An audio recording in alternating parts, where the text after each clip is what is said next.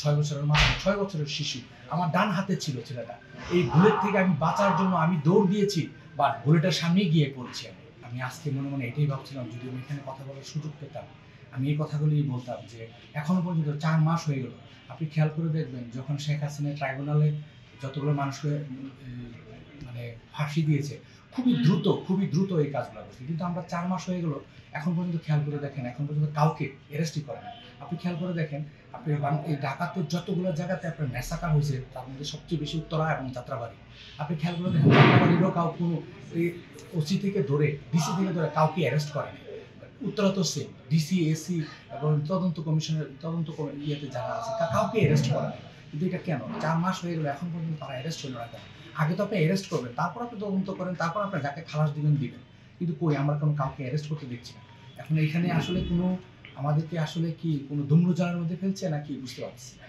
আমার প্রতিদিন আমার ছেলের কথা মনে পড়ে, ঘুম থেকে উঠেই সে আমার সাথে হাত করতো, কিন্তু আমি প্রতিদিন ঘুম থেকে উঠে আমি শূন্যতা অনুভব করি, আমার ছেলেটা নাই। আমি বিছানার মধ্যে হাত উঠিয়ে দেখি যে আমার ছেলেটা নাই। ওর মা তো এখনো পর্যন্ত কান্নাকাটি করে, এখনো পর্যন্ত আমি তাকে সান্ত্বনা দিই যে দেখো তোমার এই ছেলে ভেস্তে যাবে, তুমি এটা নিয়ে টেনশন করো না। 6 বছরের মাত্র 6 বছরের শিশু, আমার ডান হাতে ছিল ছেলেটা। এই বুলেট থেকে আমি বাঁচার জন্য আমি দৌড় দিয়েছি, বাট বুলেটের সামনেই গিয়ে পড়ছি।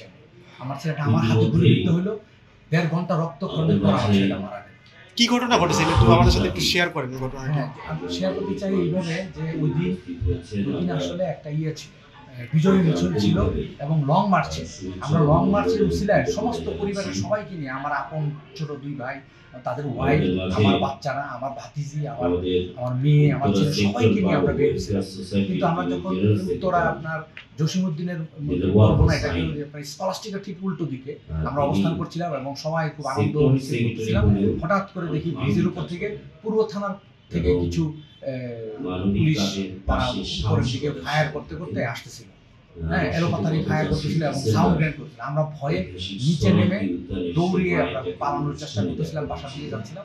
তখন এপিবিএল এর উত্তর গেট থেকে গুলিটা আমার ছেলের ইয়েতে এসে লাগে, উড়তে এসে লাগে।